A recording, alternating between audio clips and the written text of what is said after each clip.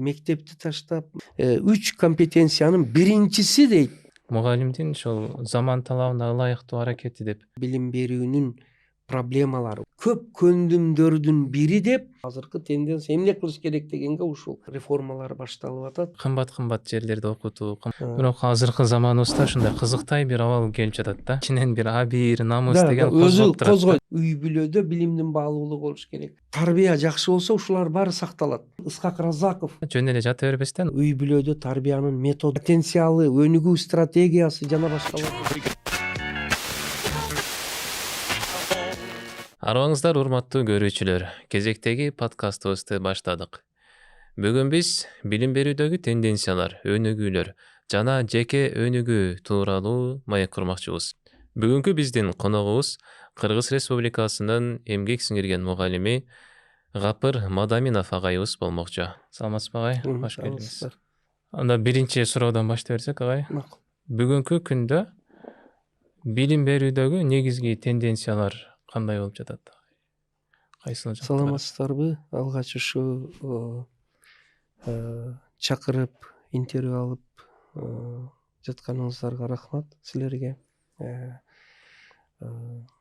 Жалпы угармандарга, көрөрмандарга баардыгыга салам. Кыргызстаныбыз алгач дүйнө тынч болсун. Элибизде стабилдүүлүк, өнүгүү болсун, ден соолук болсун элибизге. Эми мына суроолоруңуздар боюнча бүгүнкү билим берүүдүн тенденциялары, өнүгүү тенденциялары деген азыр бул жөнүндө чындыгында мына мамлекет башчыбыздан баштап, президенттен баштап азыр ушу жетекчилик, коомчулук Кыргызстандын өнүгүүсү билим берүүдөн, билимдин көз каранды экендигине өтө чоң көңүл бөлө баштады. Бул жакшы. Бирок бир аз артка кайсак 91, 92, 93 билимдин баркы аябай түшүп кеткен эле да. Оор акыбалда болуп. Бая эгер Агай фильмин көргөн болсоңор, Руслан Акундун ошондо баардыгы мектептен чыгып кетип, мыкты мугалимдер базарга чыгып, семечке сатып, базарга Айылдан Бишкекке, Бишкектен Москвага, Россияга кетип, оор акыбал болгондо, СССР таркап, эгемендүүлүктүн алгачкы жылдарыда ошондо оор акыбал эле. Азыр эми Кудайга шүгүр, ал мезгилге салыштырмалуу бир топ жандануу, эң башкысы мындай ошо билимдин кадыр баркыны, баалуулугун сезүү пайда болду. Бир кызык нерсе, ошо 93-төн баштап жүрүп, анан мектепте иштеп туруп, биздин деле айланабызда көп мугалимдер, чогуу иштегендер мектеп таштап кетти да. Бизге деле ошол ой келди, мүмкүн башка жакта барсак жакшы дейбизби деп. Турмуш тиричиликтин ооругунан. Бирок калып калып, анан 3 жыл жүрүп, ошо гимназия мектепти ачып, Айылда, чек арада, Лейлекте, Тажикстан менен чек ара, Арка, Жаңы жер. Ошондо жүрүп 97-жылы алгачкы китебимди жаздым эле. Билимдин баалуулугу деп. Билимдин баалуулугу. Аталышы эле кандай сон? Ошол бүгүнкү күнгө жана келечекке кайрылуу китеби да. Өзү жука эле китеп. Анда негизги менин айтайын деген квитэссенция оюм, бул күндөр өтүп кетет кыйынчылыктар.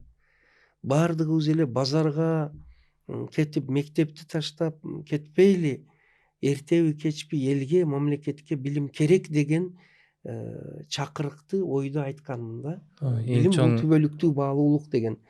Азыр мына силердин суроолоруңарга мен миң шүгүр кылып отурам. Ошо билимдин баалуулугунун заманы келе баштады окшойт депчи. Билимге болгон талап дагы барган сайын. Ооба. Ал кезде мындай кызыгуу дагы, талап дагы, баалоо дагы жок эле да. Ал учурда көбүнчө ошол күнүмдүк оокатты табыш максат болчу да. Оокат эле. Коомдук аң сезим ойгонуп, баасыны түшүнө баштаганы мындай адам ичиң жылып, ыраазычылык менен айтып жатам да. Ошол. Рахмат агай. Мгм. Ошол азыркы учурда билим берүүдөгү ар кандай жаңылыктар болуп жатат да, ар түрдүү Мгм. өзгөрүүлөр дейбизби?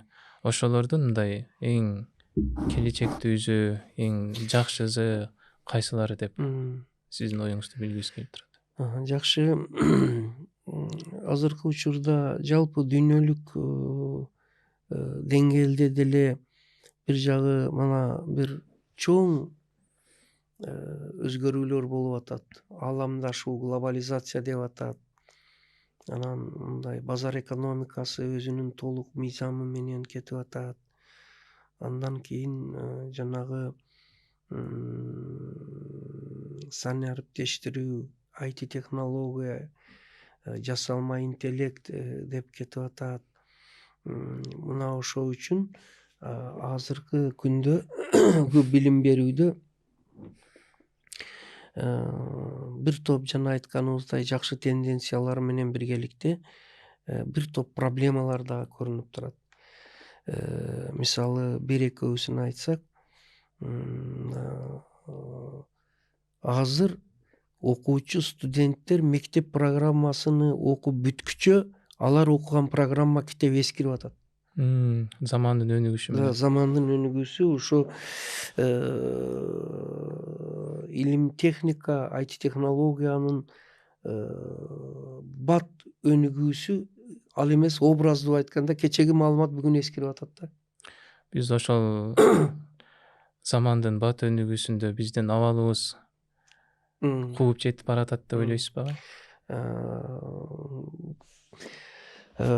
Ошону кууп жетип баратат деп айтсак, мындай бир аз көйгөйлүү, бирок жок дегенде ошол өңүттү түшүнүп, ошого багыт алганыбыз шүгүр кыла турганда мына азыр мектептерде алыска айылдарга чейин интернетке туташтырылып, анан мына саны ариптештирүү боюнча, анан мына заманбап мугалим, IT технологиянын жайылышы, бул ошол жаңы өзгөрүүгө кууп жетип, ошону менен тең кетпесек дагы ошол багытка түшкөнүбүз азырча кубанычтуу болуп турат да.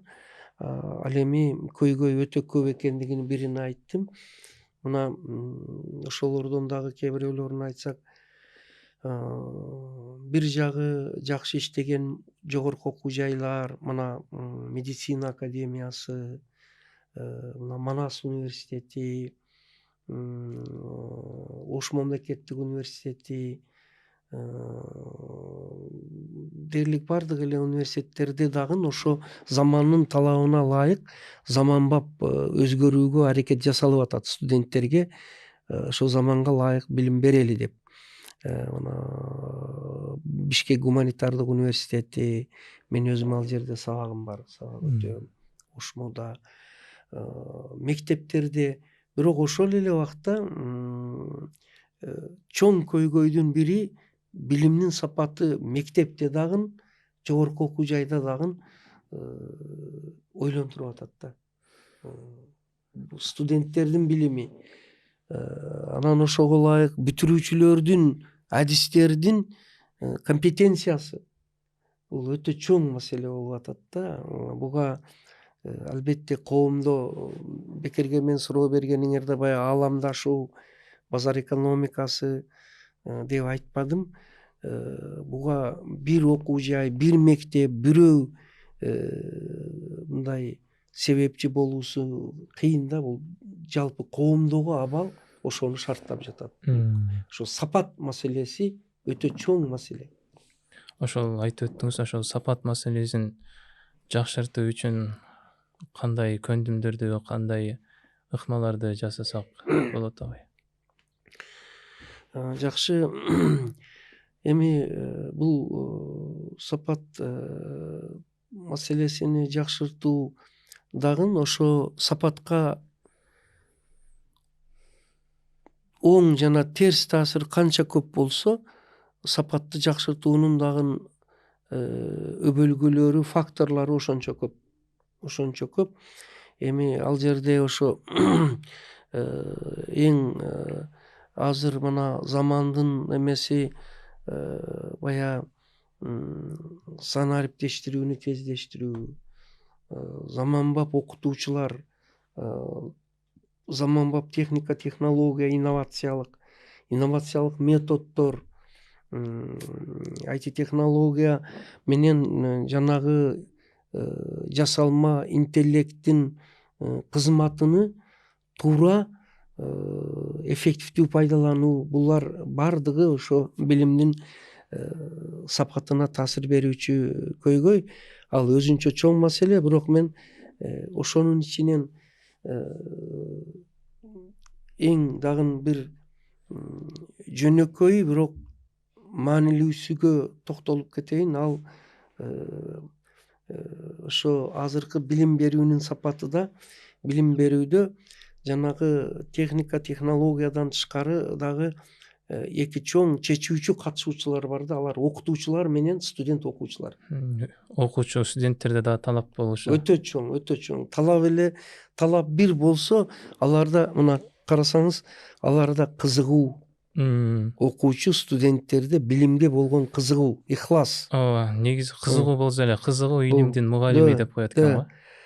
Кызыгуу, ихлас, умтулуу, эмгекчилдик бир тең болсо, дагы бир чоңу окуучу студент тарабынан аларда билим алуунун, заманбап билим алуунун жолуну, ыкмасыны билүү, бая окуй билүү, билим ала билүү, бул чоң өнөр, чоң искусство. Өкүнүчтүүсү буга анча маани берилбей атат. Атайын бир ыкмалар, атайын бир көндүмдөр бар деп ойлойсуз? Бар, өтө бар. Бар, аны мына ошону мен эми жалпы 50 жыл педагогикалык стажым болсо, таржымал 50 жыл болсо, ошонун 25 жылында ушу окуучу студенттердин билиминин сапаты боюнча, үй бүлөнүн ошого таасири боюнча эксперимент жүргүзүп, анан ошо сиз айткан көндүмдөр барбы дегениңерге анан ушу китепти жаздым, Акыл эмгегинин маданияты деп. Бул эмне жөнүндө дегенде, ошо окуучу студенттерди биринчиден илим билимге кызыктыруу, анан экинчиден ошо илим билимди өз алдынча алуу. Бая кыргызда бир макал бар: тиши чыккан балага чайнап берген аш болбойт дейт. Биздин окуучу студенттер номер биринчи маселе, алар өз алдынча билим алыштын жолу, методу, каражаттарыны өтө терең билиш керек. Азырда атайын курстар ачылып кетпеди, интенсивдүү курстар депчи. Да, ошолор өтө терең билиш керек. Эми мына азыр мен сиздерге бир-эки мынабул окуучулар үчүн болсо, мынауну мен студенттер үчүн жаздым. Карасаңыз, ол студенттердин эмеси. Бүтүрүү кечесинде Бүтүрүү кийген кечеси силердин мантиялары. баары эми эрте эмки жыл кийесиңер баары. Буюрса. Мына бул жердин сыртын, мына атын карасаңыз, билим алууну үйрөн студенттер үчүн айем негизинде өз алдынча билим алуу сырлары дейт. Өз алдынча билим алуу сырлары, экинчи басылышы. Бул жеке өнүгүүгө да кирип кетет деп. Жеке эми студенттерде биринчиден сабак, лекция, интернет, электрондук китептер, башка билим алуу жолдору менен биргеликте жана айттык, студенттер бул жерде эмнеге маани бердим? Мына студенттердин өз алдынча билим алуусунун эң чоң темасы бул СРС дейт. Барбы силерде дагы ошол? Самостоятельная работа студенттин өз алдынча иштөөсү. Ал миң өкүнүчтүүсү, ол өтө чоң студентти өз алдынча изденүүгө, мына силерге окшоп, анан өз алдынча изденүүгө, өз алдынча реферат, доклад, курстук иш, дипломдук иш, бизнес план, проект, стартап, мына бул жерде жана башка дипломдук иш, ошолорду жазуунун методикасы бул жерде бердик. Мына силерде кээ бир окуу жайларда буга сапаттуу болушуга көп көңүл бурулат, бирок көбүнчө студенттер муну интернеттен же подземкадан скачать этип, анан кийин даярдап туруп апарып берип, зачет экзамен алып аткан учурлары көп болуп атат да. Мына бул биринчиден өзүнө алдап, даярды. Экинчиден мугалимди алдап койгон. Ошого бул китепти жазып бул сурооңорго жооп бергеним, мына мен азыр айта берейин, ошо сурооңордун баары ушунун ичинен чыгат. Бул аны менен ал сапаттуу адис болбойт. Аны менен ал сапаттуу адис болбойт. Азыр ошого кескин мындай чек коюп туруп, өз алдынча билим алууну өзү жазсын. Азыр жогоруда айтканыбыз, курстук иш, дипломдук иш, стартап баарын өзү жасасын. Мына мен бүгүн Манас университетинин студенттери мына ошо курстук ишибиз деп туруп, мына силер мынау бүгүнкү иш чараны уюштуруп атканыңар, Айдана, сен, бул демек ошо университетиңерде чыныгы жаратмандык, чыныгы бир изденүү, өзүңөрдүн бир проектиңер, өзүңөрдүн бир жасаган ишиңер болсун деп ал жакта талап бар экен. Ушундай эле иш талап бардык жакта болсо жакшы. Эми бул өз алдынча иштин мааниси жөнүндө мына мен жалаң эле жөнөкөй сөздөрдөн тышкары бул илимий методикалык да бул китеп. Мына бул жерде мен америкалык окумуштуу Эдвард Тофлердин Келечектеги таасирлер деген китебинен бир шилтеме бердим. Мынауну угуп турсаңыз, айтып атат. Маалыматтык коомдо, азыр мына маалыматтык коомдо дейт, окуучу студенттердин 3 өзөктүү билгичтиктери жана көндүмдөрү талап кылынат дейт. Анын биринчиси, мен үчөөүнү тең айтып чыкпайын, силердин бүгүнкү сурооңорго биринчиси жооп берет. 3 компетенция көндүм талап кылынат экен маалыматтык коомдо. Эдвард Тофлер жөнүндө мен бир эки ооз айтып коеюн. Бул белгилүү америкалык окумуштуу философ, футуролог. Ал мындан 30 жыл, 50 жыл, 100 жылдан кийин коомдун өнүгүүсү кандай кесиптер, кандай жашоо болот, кандай билим, көндүмдөр, ошолорду изилдеген адамдардын бири. Дүйнөгө белгилүү болгон чакырыктар жана жооп, вызов, ответ теориясынын авторлорунун бири ушул адам. Карасаңыз, бул баягы айтат, дүйнөлүк аты наамы бар окумуштуу, ученый с мировым именем дейт. Ошол айтып атат, маалыматтык коомдо 3 компетенциянын биринчиси дейт, окуй алуу билгичтиги. Окуй алуу билгичтиги. Окуй алуу билгичтиги десе бул китепти муундап талкалап шар окуу эмес. Анан бул жерде чечмелеп атат. Окуй алуу билгичтиги бул жерде өз алдынча билим алуу, өзүнүн студенттик ишмердүүлүгүн уюштура билүүнүн мааниси айтылууда. Университеттеги ошол эле окуу жайдагы билим берүү менен гана чектелип калбастан, өз алдынча дагы билим берүүдөн айтып жаткан экен. Ошону ошол Тофлер биринчи даражага коюп атат да. Мына ушунан келип чыгат. Эми азыр биздин жалпы эле коомубуз 3 коомду басып өттү дейт да. Мисалы үчүн өндүрүштүк коом, анан азыркы учурда ошол сиз айтып кеткен маалыматтык коомдо жашап жатабыз да. Ушул маалыматтык коомдун талабына ылайык жашаш үчүн, жетише алыш үчүн ушул көндүмдөрдү аткаруубуз зарыл экен да, демек. Мектептеги же болбосо ошол окуу жай университеттеги гана билим менен чектелип калбастан, ар бир окуучу, студент жеке өнүгүүсү, жеке изденүүсү дагы керек экен да. Ошо сиздин айтып кеткен мисалыңыз боюнча да биздин азыркы тартып аткан подкастыбыздагы мугалимдин ошол заман талабына ылайыктуу аракети деп бааласак болот экен да, демек. Мындай чыгармачыл ойлонуу тек гана мектеп программасы, университеттин программасындагы гана берилген эмес, мындай креативдүү ой жүгүртүп, мындай өзгөчө бир подход, ыкма жасаган экен деп баалай билсек болот экен. Туура. Өкүнүчтүүсү, атың ким эле? Марлен, албетте креативдүү ой жүгүртүү, чыгармачылык, кошумча иштөө болсого эң жакшы болот. Жок дегенде ошо өзүнүн предметин мыкты билген мугалимдер көбөйсүнчү. Башка жакта аяка кой, өзү математикпи, өзү физикпи, өзү информатикпи, өзү англисчи, өзүнүн предметин мыкты билген мугалимдер азыр мындай өтө зарыл болуп турат коомго. Ошого биз силер айткан баягы азыркы билим берүү, келечек деген маселенин баягы мен бекер айтпадым, 2 чечүүчү фигура бар деп. Биринчиси ошо мугалим. Мугалимдин сапатыны жакшыртыш керек.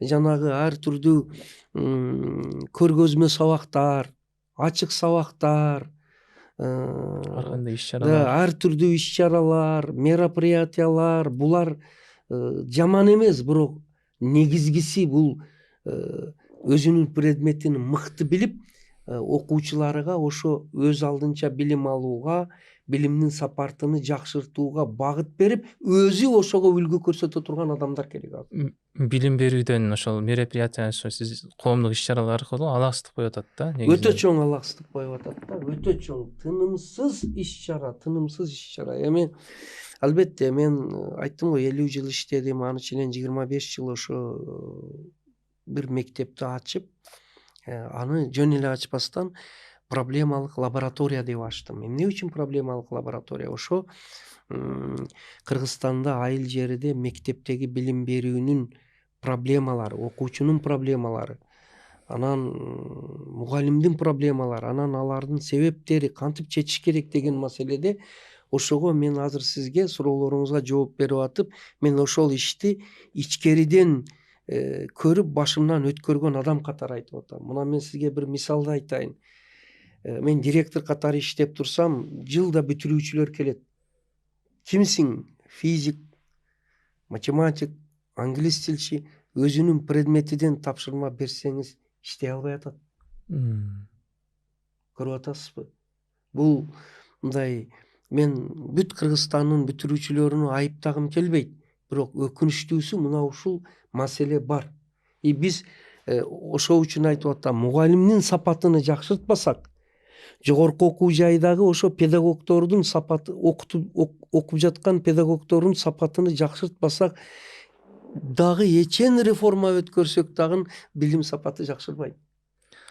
Туура айтасыз агай, мен бул жерде немени белгилеп кетким келип атат. Мисалы азыр бир эле багыттан кетпестен, мисалы үчүн бир тарых болсо тек гана тарыхты окубастан ар кайсы жакка буну дагы окуп, тигини да окуп, ар кайсы жактан мындай маалымат топтоп, бирок бир жактуу адис болуп чыга албай жатат да учурубуздун. Учурда биздеги көйгөйлөрдүн бири деп айтсак болот окшойт. Менин максатым бүгүн силердин чакырууңарда мына проблемаларды айтып отуруш эмес. Менин максатым эмне кылыш керек дегенге жооп бериш. Биз дагы ошол проблемаларды айтып, чечүү жолдорун сунуштоо максатында чечүү жолу чакырган келели дегенде, демек мен азыр Тофлерди айттым. Ооба. Анан өзүм тажрыйбадан көргөн адам катары айтып атам. Сөз жок, эң жакшы жогорку окуу жайларыбыз бар, жакшы студенттер бар, жакшы бүтүрүүчүлөр бар, бирок өкүнүчтүүсү ошо жакшы мыкты адис болуп бүтүргөндөрдүн саны аз болуп атат да. Эми эмне кылыш керек дегенге мына эми мен жооп берейин.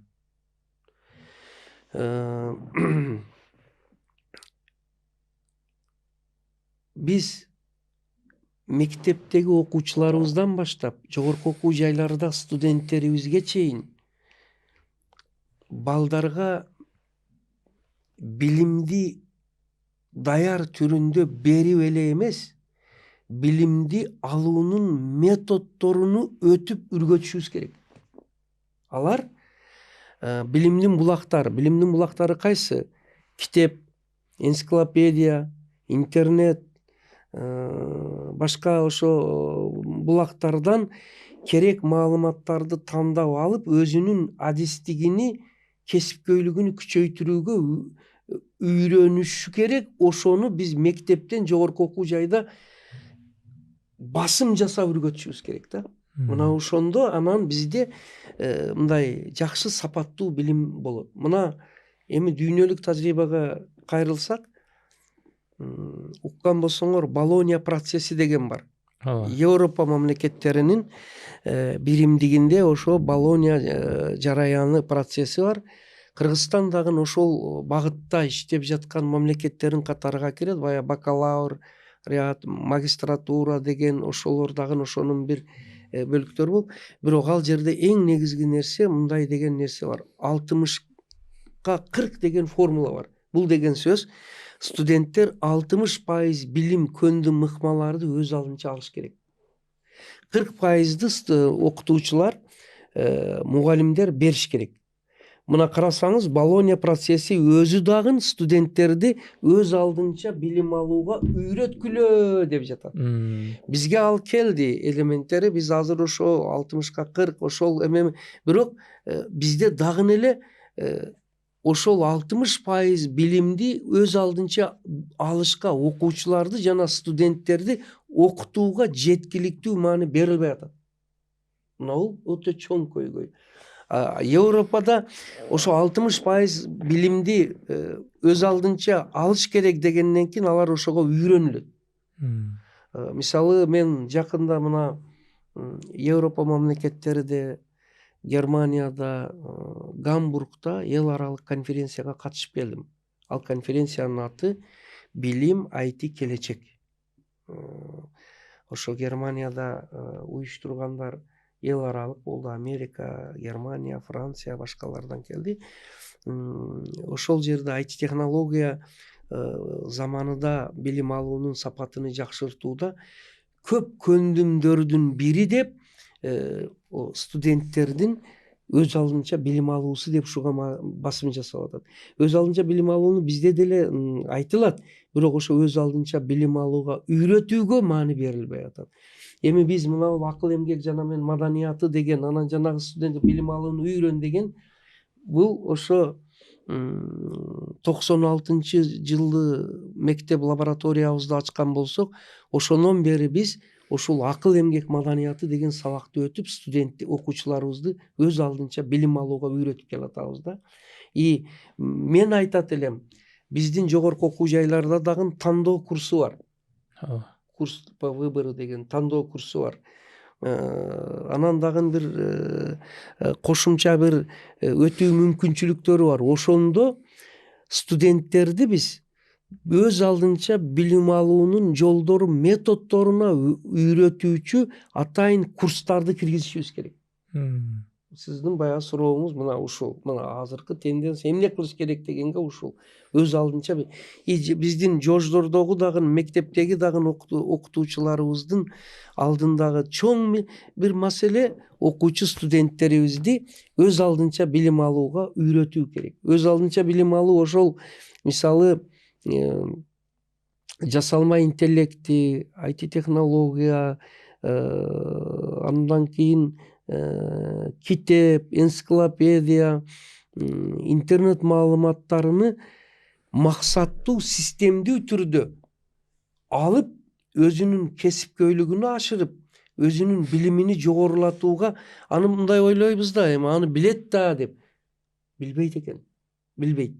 Анын бир мисалы, мисалы үчүн эң эле ошо жогоруда айтылгандардын жөнөкөйү текст, ол электрондук вариантта болобу, интернет маалыматтары болобу.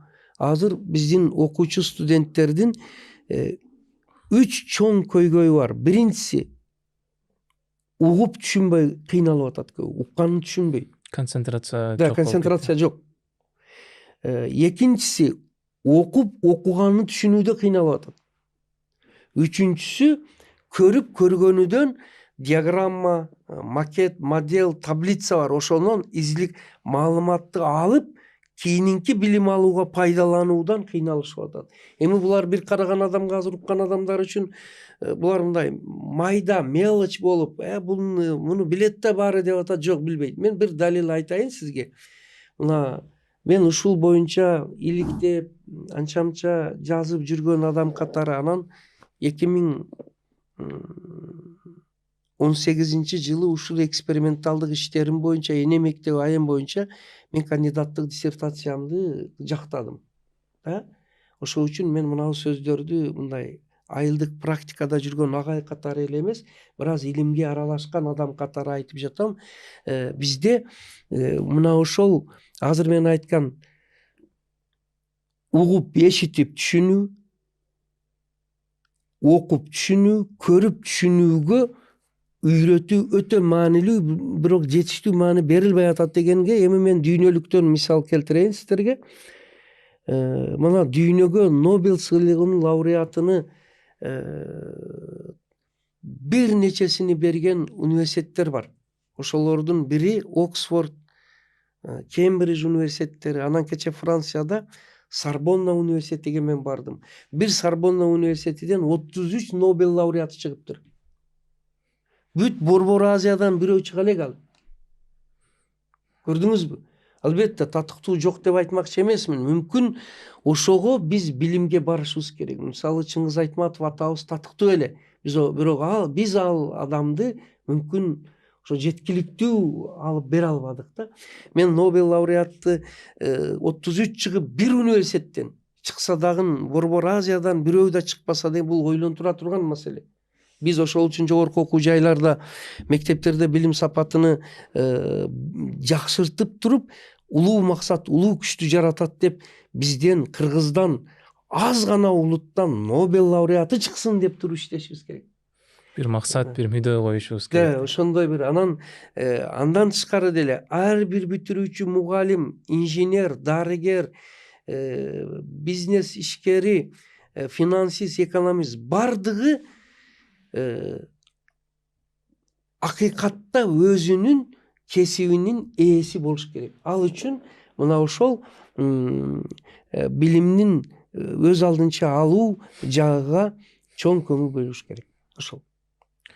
Азыр билим берүүдөгү ошол көйгөй маселелердин чечүү жолу сиздин айтып кеткениңиз боюнча өз алдынча билим алууну үйрөнүү экен. Ошол айтып өткөн ошол өз алдынча үйрөнүү ыкмаларынан албетте баарын азыр учурда айтып жетише албайбыз. Бир эки мисал катары бир экисин айтып бере аласызбы? Макул. Өз алдынча билим алуу бул мындай өтө кең масштабтуу маселе да. Ошолордун мен айтып деле койдум окшойт сизге. 3 нерсени билиш керек деп. Ооба. Уга билишке үйрөтүш керек. Анан Көрүп түшүнүүгө үйрөтүш керек. Анан кийин окуп түшүнүүгө үйрөтүш өз алдынча билим алуунун 3 фундаменталдык өзөктөрү да. Анан ошону менен бирге эле мындай медиа сабаттуулук. Азыркы коомду информациялык коом дейт. Информация селдей каптап жатат, деңиздей каптап жатат, океандай. Ошонун ичинен керек маалыматты терип тандап алып, ага чөгүп кетпестен. Ошону тандап алуу бул өзү дагы булар бардыгы мындай жөнөкөй угулганы менен угуп түшүнүү, көрүп түшүнүү, анан окуп түшүнүү дегени менен бул мен бая эмне үчүн Сорбоннаны айттым, Кембридж. Ошол жерде окуганды түшүнүү, угуп түшүнүү деген сабак өтүлөт экен. Бизде ал өтүлбөйт. Көрдүңүзбү?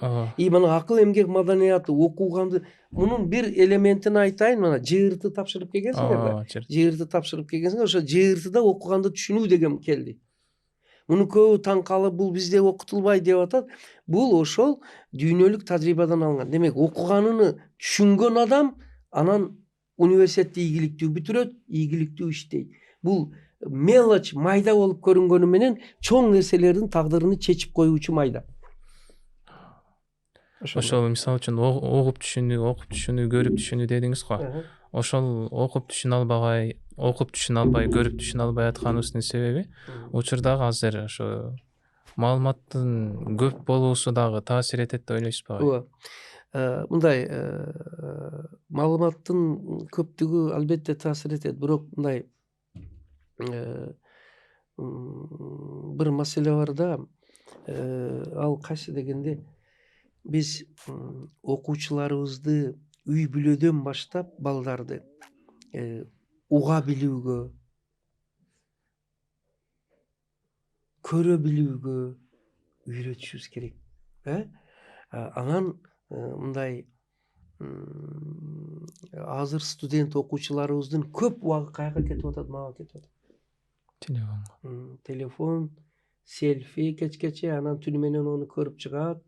Мода, TikTok, башка кинозвезда, эстрада звездасы, ушак, башка маселе, информация, керек эмес нерсе менен өзүнүн алтындай убактын кетирип коюп атат да.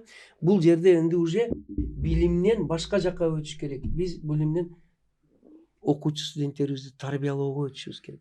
Тарбиялоо. Mana bu эми insandык сапаттарды өстүрүү, insandык өнүгүү.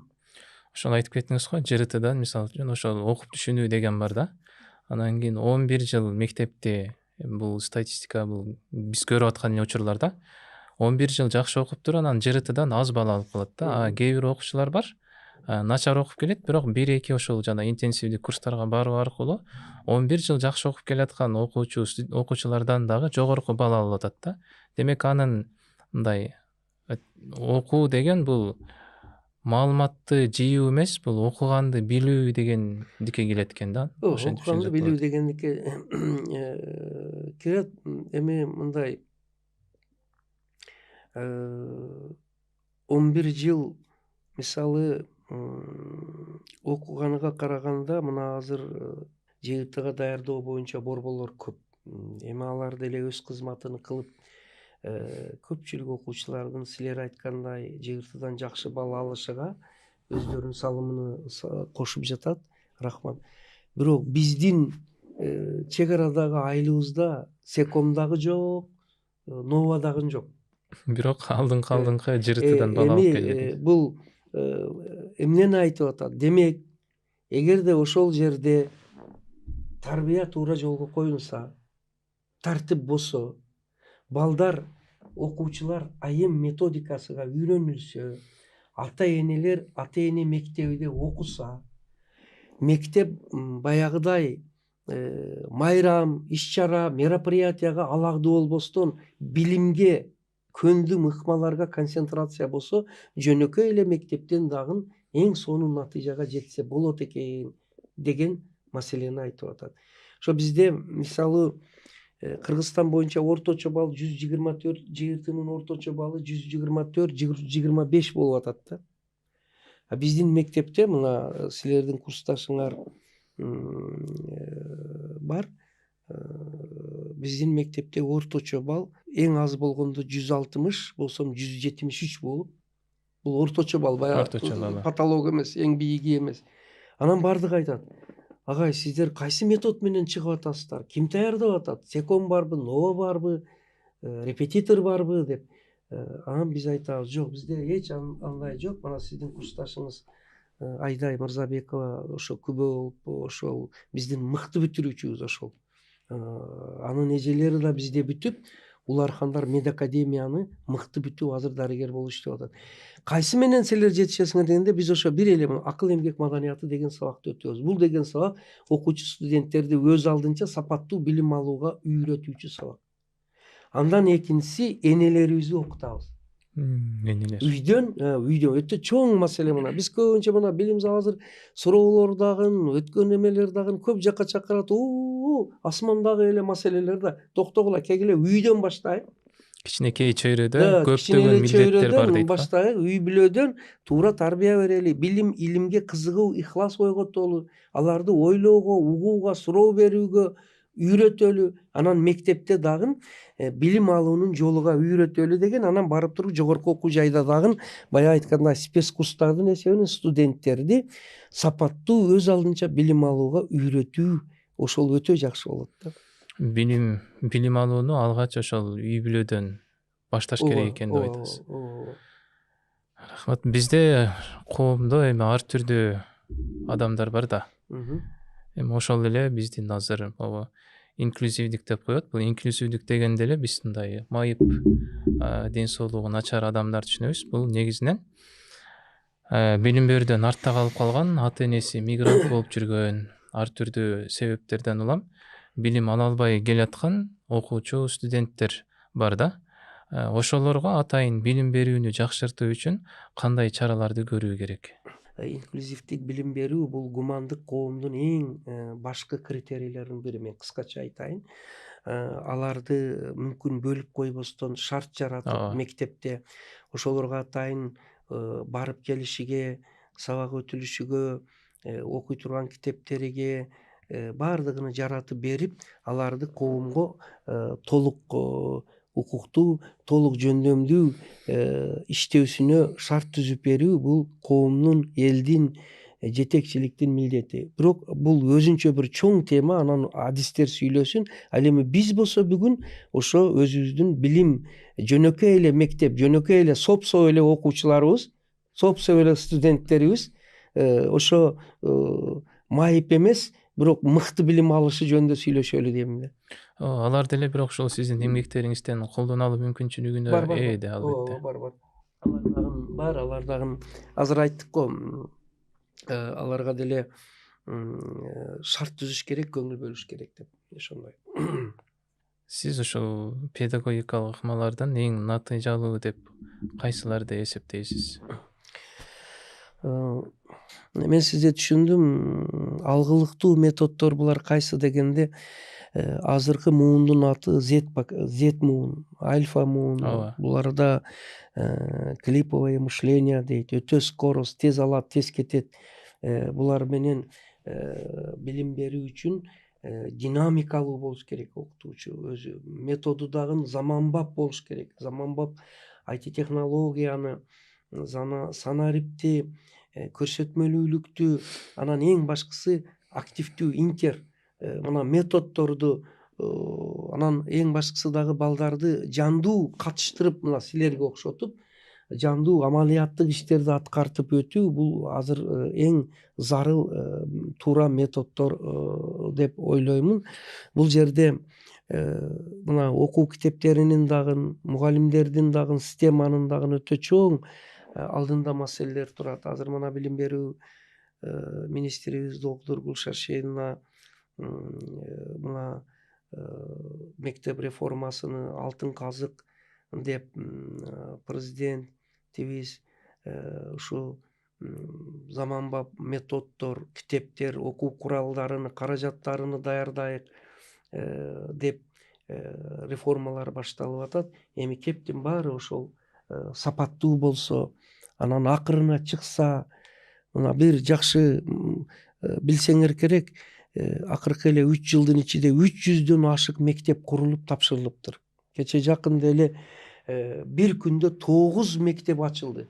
Ошто, Жалал Абадта, Баткенде бир күндө 9 мектеп, дагы бир нече бакча ачылды.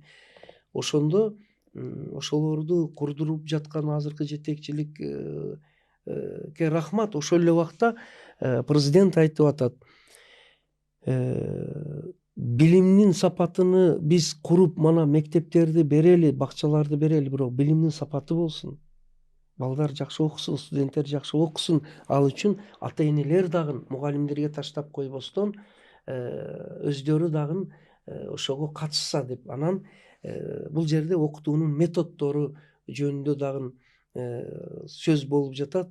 Окутуунун бир сөз менен айтканда, азыркы дүйнөлүк масштабта ааламдашуу, анан тез өсүп кетип аткан коомго адекваттуу дал келүүчү методдорду киргизиш керек. Бирок ошолордун эң түбүдө окуучу студенттерди өз алдынча билим алуу, өз алдынча ойлонуу, алган билимдерини пайдалануу, мына STEM предметтери деп атат.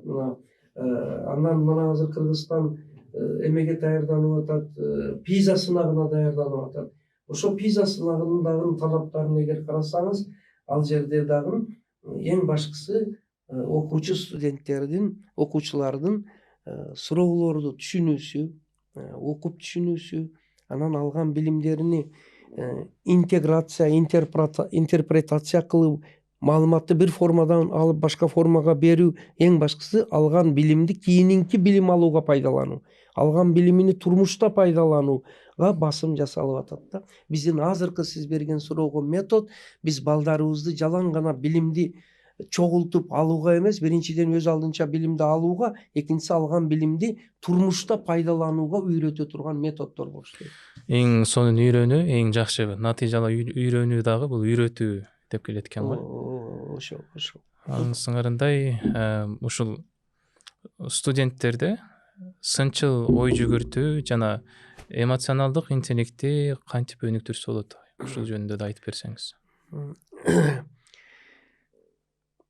бул сынчыл ой жүгүртүү боюнча дагы баягы инклюзивдик дегендей бул жөнүндө дагы анан өтө көп сөздөр айтылат. Сынчыл ойлоо, критическое мышление деп курстар бар, семинарлар бар, өтө көп. Ошол үчүн мен өтө көп айтылып жаткан жерлер, маселелерге тийип, тавтология болуп, мен да биларман болуп кошулбайын дейм дагы. Алиги билген жагымды эле айтайын демекчимин. Ошентсе деле өзү сынчыл ойлоо дегендин өзөгүн эмне түзөт дегенде өз алдынча ойлой билүү, уккан маалыматыны текшере билүү, сын көз менен карай билүү, туура эмести талдай билүү, көп информациянын ичинен керек туурасыны алып турмушта пайдалана билүү. Мына булар өтө зарыл сапаттар болуп эсептелет. Ушуга маани бериш керек да. Эми Ооба. жанагы экинчи бөлүк сурооңуз эме Эмоционалдык интеллект. эмоционалдык интеллект өзү сиз билесиз, интеллект өзү 3-4 болот. Ошонун бири soft skills деп, ошо эмоционалдык интеллект.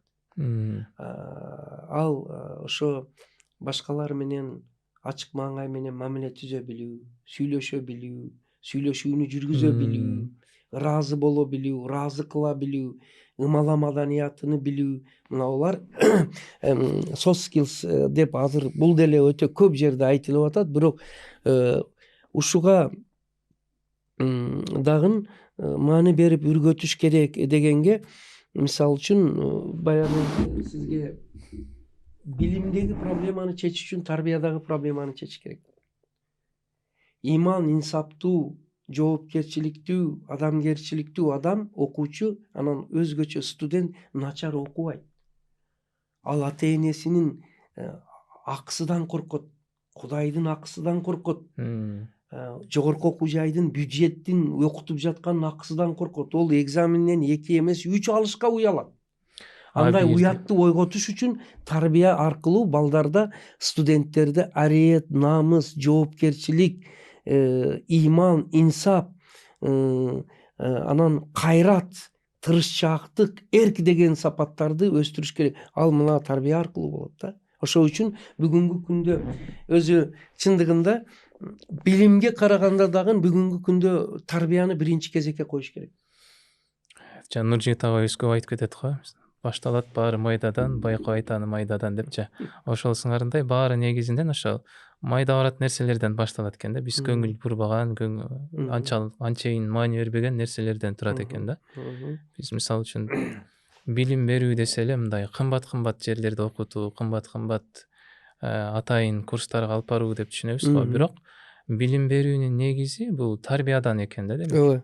Биринчи үйдөн биз мындай өтө майда деп ойлонгон адеп ахлак, иман маселелеринен бул эң өзөгү, эң башкы булагы ошол жак тарбиядан деп турат экен да.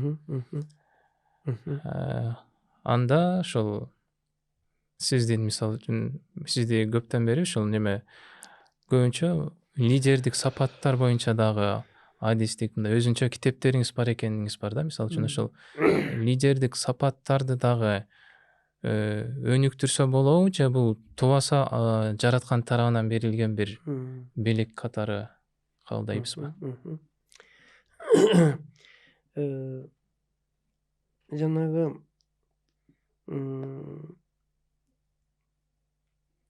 азыр лидерликке өтөбүз. Мына бул азыр биз экөөбүз сиз жакшы суроолорду өтө түзүпсүз, ыраттуу келатабыз.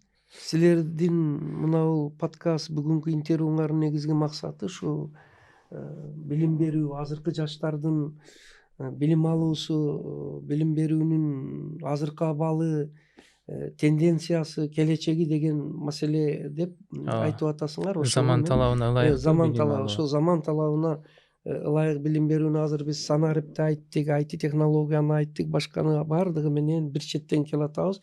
Ошонун баардыгы да өзөгүдө окуучу студенттин өз алдынча билим алуусу деп. Албетте билим берүүнүн системасынын иши көп нерсени чечет. Билим берүүнү башкаруу, окуу жайды башкаруу, эффективдүүлүк деген бар, эффективное управление деген. Бул жакта анан билим берүү системасыны коомдук колдоо жана коомдук талап көп нерсени чечет. баягы сиздин башкы темадагы суроолорго калып ооба. кеткен жерини мен айтып атам да. Бул жерде коом дегенде ким? Коом бул Ысқақ Раззақов айтмакчы, коом сиз менен мен. Мен таза болсом, сен Да, таза болсоң, коом да ошондой таза болот дейт болгондон эмеспи? кийин демек ата-эне коомчулук дагы карап эле мектепке, жогорку окуу жайга таштап койбостон билим берүүгө өздөрү дагы кызыктар болуп, талап кылып, жардам берип, балдарынын билимини көзөмөлдөп, текшерип, мисалы балдардын билим сапаты качан жакшы болот? Ата-эне балдардын студент болсо эгер, ата-эне балдардын дептерини, күндөлүгүн ачып көрөбү? Зачетка деген бар. Экзамендер кандай болуп атат? Нече алып атасың? Сессиялар кандай өтүп атат? Дегендей, мына ушул коомчулук дегенде ата-энелер. Ушул сиздин башкы сурооңузга дагы бир жооп. Качан билимдин сапаты жакшы болот? Качан гана коомчулук, үй бүлө, ата-эне, эл журт билимдин сапатыга кызыктар болсо бир, талап кылса эки. Талап кылганда өзүнүн баласынан дагы талап кылсын, окуу жайдан дагы талап кылсын, жетекчиликтен дагы талап кылсын. Кана сапат деп. Ар кандай тармактын сапаты ошол тармакты башкаруунун сапатыдан көз каранды.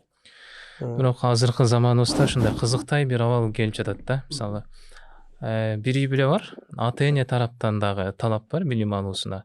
Мугалимдер тараптан дагы билим алсын деп, билим алуу жагынан талап бар да. Бирок ушул ортодо бала эч кандай мындай кызыгуусу дагы жок да. Бирок эки тараптан, эки фактор тең бирдей ролду ойноп жатат да, билим алуусуна кызыктар. Анан бул жерде мен ойлоп атам, бул жеке оюм. Азыр башында айтып кеттик го, маалыматтык коом деп. Азыр ошо баланы тарбиялоодо ата-эненин гана эмес, мугалимдин дагы эмес, ошол азыркы биздин интернеттин, маалыматтын дагы баланы тарбиялоодо, балага багыт берүүдө дагы таасири чоң экен деп билдик да. Ооба, туура. Сурооңуз туура. Ата-эне менен мугалимден тышкары дагы бир чоң чөйрө бар да, анын аты социум. Баланын көчө. Ооба. Азыр балдарга Чөйрөсү баланын. ата-энеге, мектепке караганда дагы көчө, интернет мүмкүн 60-70% таасир кылып атат. Ооба. Ошол үчүн мен сиз сөзгө маани берсеңиз, билимдин сапаты жакшы болуш үчүн коомдук пикир, коомдук талап жакшы болуш керек. Коомдо мындай ошондой бир жакшы социум болуш керек дегенге келишибиз керек да. Эгерде мугалим жакшы окутканы менен, ата-эне талап кылган менен ол көчөгө чыгып түнү менен жүрсө, чексе, безерлер менен жүрсө, албетте билим болбойт. Ошол үчүн мындай дейт да, сен жакшы адам болуп өсөм десең, чөйрөнү тандай бил. Чөйрөнү тандай бил дейт да. Ошого бул сурооңузга ошол жооп. Анан эми жанагы лидерлик жөнүндө айтканыңыз боюнча, азыр мынауну жыйынтыктап коелу, тарбиябы. Тарбия жакшы болсо, билимдин сапаты өзүдөн өзү жакшы болот. Анткени билим бул тарбия деген чоң гүлдүн бир эле жалбырагы. Ал ошонун ичинде. Тартиптүү, жоопкерчиликтүү, уяттуу, намыстуу, ыймандуу бала, бая башында дагы айттым, начар окуй албайт. Ал жакта өзүнүн ичинен бир абийир, намыс деген өзү козгойт, өзү 3 аса уялат, ыйлайт. Өзү IT технологияны үйрөнөт, өзү 2-3 тилди үйрөнөт. Азыр ошо тарбияда бир аз өксүктүк болгон үчүн биздин кээ бир жаштарыбыз терс жолдорго түшүп кетип атат. Ошол үчүн биз силер берген азыркы билим берүүнүн тенденциясы, абалыны жакшыртабыз десек эгер, демек коомдук тарбияны жакшыртыш керек. Анын башталышы үй бүлөдөн. Үй бүлөдө билимдин баалуулугу болуш керек. Коомдо үй бүлөнүн баалуулугу болуш керек. Коомдо билимдин, тарбиянын баалуулугу болуш керек. Ошол үчүн мына ушу эмеде тарбиянын баалуулугу деген китеп бул жакында 1 ай болду чыкканга. Ушуну жазып чыктым. Бул жерде тарбиядан жеке адам, үй бүлө, улут, мамлекет, коом, аалам көз каранды экен. Тарбия жакшы болсо ушулар баары сакталат. эгер тарбия начар болсо бул өтө кооптуу акыбал, өтө кооптуу. Ошол үчүн биз мен мына билимдин сапатыны сиз айттыңыз, жакшыртыш үчүн анын методдорунан айтыңыз деп айттыңыз. Эми мен анын методдорун айтсам, мынанын ичи жык метод, мына 2 китептин ичи.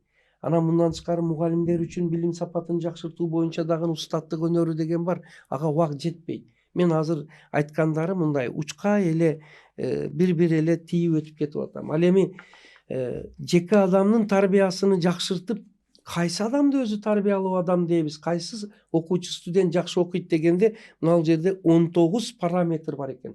Кандай адам тарбиялуу адам деген. Мына бул жерде бир экөөнү айтып койсом, мына карасаңыз, биринчи ыймандуу, жоопкерчиликтүү, мээримдүү адам болсо, ол тарбиялуу адам. Ыймандуу, жоопкерчиликтүү, Мээримдүү адам. Карасаңыз, Мээримдин дагы билимге таасири бар экен. төөлөшүү болбойт. Зордук зомбулук болбойт. Экинчиси эмгекчил, максаттуу. Мына болуш керек. Үчүнчүсү мекенчил, элдик адам. Мекенчил, элдик. Төртүнчү зирек, паам, парасаттуу. Бешинчи жакшы табиттүү. Кийинкиси ымала маданияты жакшы. Ымала маданияты мына бул өтө көп нерсени чечет. Ушинтип отуруп 19 параметр менен тарбиялуу адам деген келип чыгат экен. Мунун эгер мындай алып туруп көрүп чыксак агар, демек ар бир эле адам сезет, демек 19дун менде азыр 4 эле бар экен.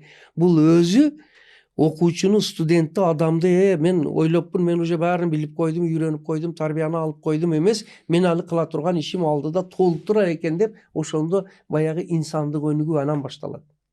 Мынауну көрүп билсе. Эми мунун ар биринин бул жакта аныктамасы берилди. Анан ошо 19 параметрге кантип жетүү жолдору жазылды мына бул жерде. Мына ушул анан бая силер сураган билим сапатыны жакшыртууга жардам берет. Эми бая лидерлик жөнүндө айттыңыз, убакытта бир топ болуп калды. Ооба. Лидерлик жөнүндө биринчиден мындай да, инсан бул өзү социалдык, биологиялык жандык да. Бул деген сөз лидерлик дагы бир бөлүгү, чоң бөлүгү генден көз каранды. Генден дагы көз каранды. Тукум куучулук. Ооба. Экинчи бир бөлүгү тарбия менен социумдан көз каранды. Эгерде мисалы үчүн эң сонундай лидерлик сапаты болуп туруп, эгер ол тарбияланбаса, ал начар бойдон кала берет. Бул жөнүндө легенда бар го, бүркүт болуш үчүн тоокханада жатпаш керек деген. Ооба. Анын канатыны кыркпаш керек, тумшугуну кыркпаш керек. Ал бүркүт болуш үчүн бүркүттөр менен жүрүш керек. Тооктун арасында жүрөбү, демек ол ошолорго окшоп калат дегендей да. Ошол үчүн мына сиз өтө туура суроо бердиңиз. Мен ошо жетекчи лидерлик эмне, ага кантип жетет деп туруп, мына ушу лидерликтин 70 сырын бердим. Лидерлик боюнча Америка Кошмо Штаттарынын Огайо штатында Херман деген ошо лидерликтин табигатыны иликтеп жазып чыккан окумуштуу бар. Ошолордон баштап ага чейин Макиавелли, андан Конфуций, Жусуп Баласагундун, андан Мухаммад пайгамбарыбыздын лидерлик сапаттары. Лидер кандай болуш керек экени. Андан кийин дүйнөлүк лидерлер, булар кайсы дегенде Вашингтон, Улуу Петр, андан кийин Ысқақ Разаков, андан кийин Аскар Салимбеков өзүбүздөн бул жерде, Каныбек Исаков, мына ошму министр болгон. Андан кийин лидер болгон Дордон мына Ли Куан Ю дүйнөлүктөн да алалы да. Анан Цукерберг деп туруп, ар түрдүү тармактын лидерлерин берип, анан кандай кылып лидерликке жетсе болот. Ошону жаздым. Кыскасын айтканда, лидер болуп төрөлбөйт. Аны лидерди тарбиялаш керек. Тарбияласа болот. Бир жагы ата эне, окуу жай тарбиялаш керек. Мына биз мына Айдананын чоң эжелери билет эле, биз өзүбүздүн эксперименталдык лабораторияда болочок лидерлер мектебин ачкан эдик. Школа будущих лидеров. Бул 97-99 жылы. Чынара деген эжелери бар. Мыкты педагог. Республикада 4 жолу окуучусу 1-чи орунду алган. Вот. Мына ошолор лидер школаны бүткөн. Ар бир адам лидер боло алат экен да, демек. Боло алат. Ар бир адам эмес, эми жана айттым, эки жагыям бар деп. Генден Ооба, дагы бар, генден дагы, тарбиядан дагы, тарбиядан дагы. социумдан дагы бар депчи. Бирок бизге ошол лидерлик сапаты бар, гендерлик жактан талаптарга жооп берген. Адам дагы жөн эле жата бербестен ошол лидерлик сапаттарын дагы өндүрүшү керек экен да, өскөрүшү керек экен, Өстүрүш керек. Ал бир эсе өзүн өзү тарбиялаш керек. Ооба. Анан менин бир китебим өзүн өзү тарбиялоо деген китебим бар, уккан Ооба. болсоңор агар. Ал 3 жаштан 99 жашка чейин өзүн өзү тарбиялоо. Ошонун ичинде лидерликке дагы өзүн өзү тарбиялоо. Эми лидер болом деген адам баягы мен атын атаган Ооба. Улуу Пётр, Вашингтон, Ли Куан Ю, Ысқақ Разаковду окуп үйрөнсө, ол уже лидер, мен дагы ошондой болом дейт да. Ооба. Ошол үчүн баягы бир сөздү айттым, бүркүт болуш үчүн тоокханада жатпаш керек, тооктор менен жүрбөш керек деген бул сөздүн астында чоң философия жатат да. Ооба. Ошондой. Ошол эле жанагы буну дагы өстүрүш үчүн түпкү өзөгү чыккан жери булагы сиз жанагы 19 пункту санап өтпөдүңүзбү?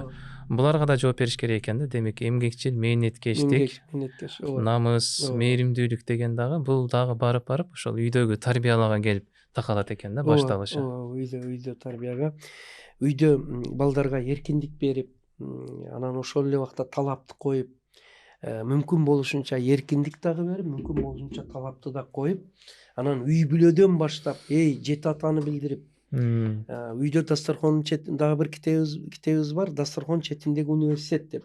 Дасторкон четинде алды кашты интрига ушак сөздөрдү сүйлөп отурбастан, дасторкон четинде ата эне улуу инсандар жана аты аталган инсандар Жусуп Баласагын жөнүндө, Ли Куан Ин жөнүндө, Ысқақ Разаков жөнүндө, Усубалиев жөнүндө, Салимбеков жөнүндө ушундай, анан айылдагы лидер инсандар Жожду мыкты бүтүрүп келип, мына Уларханга окшоп, Айзадага окшоп, Бекжанга окшоп, Камчыбекке окшоп, мен бүтүрүүчүлөрдүн атын айтып атамын.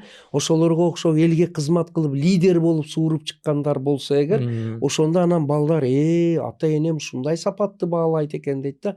Анткени балдар булар ата эне эмнени бааласа, эмнени кызыкса ошого карап кете берет да. Ошондой. Туура айтасыз. Ата эне дагы ошо сүйлөшүү өздөрүнүн мындай үйдө дагы эмне жөнүндө сүйлөшүп атканына көбүрөөк маани бериши керек экен да. Өзүнүн мындай өрнөк ала турган адамдар, өрнөк ала турган инсандардан дагы сүйлөшүп турушу керек экен. Ал үчүн ата эне окуш керек. Ата эне, ошол үчүн баягы сиз маани бердиңизби жокпу? 97-жылы ачканбыз энелердин мектеби, ата энелердин мектеби депчи. Ата эне дагы эле ошондой бир кыска мөөнөттүү курстан өтсө, азыркы силер айткандай курстан өтсө, ошондо алар үй бүлөдө тарбиянын методун билет. Дасторкон четинде эмнени айтыш керек, ошону билет. Ошого ата эне болуш үчүн дагы, анан балдарды тарбиялаш үчүн дагы ата энелер жок дегенде курстан өтпөсө дагы китебин алып өз алдынча окуш керек да. Ошол. Анан акырында дагы бир маселе калды. Баягы азыркы жаштардын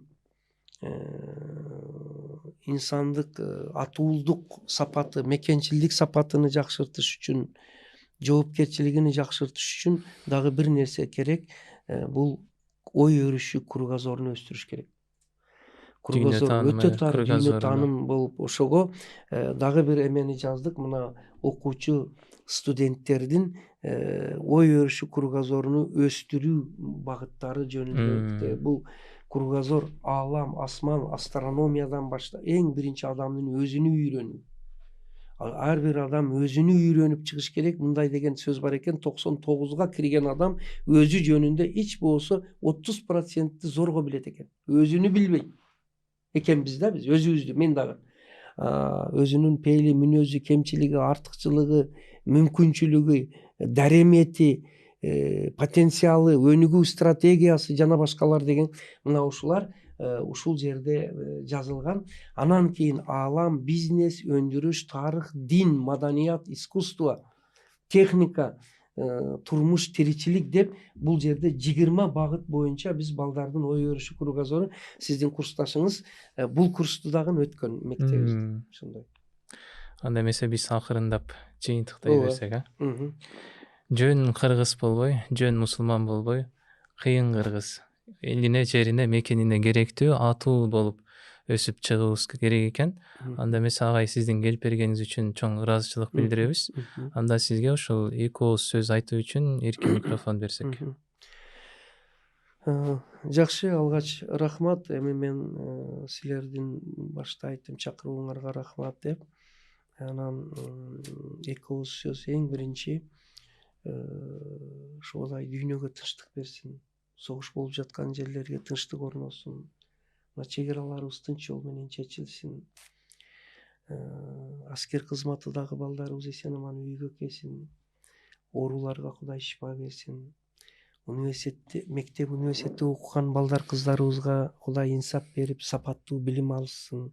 Окуу жайынын уят кылбасын деген сөздөр менен айтып, анан кыргыз жөнүндө мына жакшы сөздү айттыңыз. Өтө кыйын болбосок дагы мындай жакшы сапаттуу кыргыз уул кыздардан бололу дегендей, анан эң башкысы инсан болоюк, адамгерчиликтүү болоюк деп мен жаштарга кайрыламын. Кудай деп унутпайлы, ата энени унутпайлы. Бая ошолорду дайым ойлосок, устаздарыбызды, окуган жерибизди, университетибизди, айылыбызды ойлосок, демек ошону ойлоп, ошол жөнүндө кам көргөн окуучу студенттер жаман адам болбойт. Анан элибиздин тарыхыбызды билишибиз керек. Ар бир атуул өзүнүн айылынын тарыхын, жеринин тарыхын билиш керек. Мисалы үчүн ошолго арнап биз өзүбүздүн лейлек тарыхын мектебибизде окутабыз. Жана биздин аймакта арка дейт, арка өрөөнүнүн тарыхын окутабыз.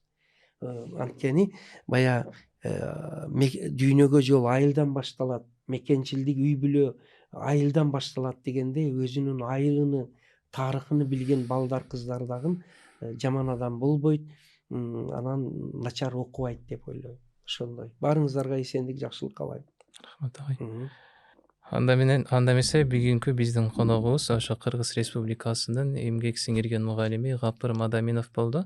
Бүгүнкү маегибиз өтө кызыктуу, пайдалуу, натыйжалуу болду деп ишенебиз. Кийинки чыгарылыштарда дагы көрүшкөнгө чейин аман туруңуздар. Бизге катталып, жазылып, ой пикирлериңизди калтырып кетиңиздер. Саламатта туруңуздар. Рахмат. Кана баа койчу бизге 3 коесуң. Ушундай вактыңызды берип бергениңиз үчүн чоң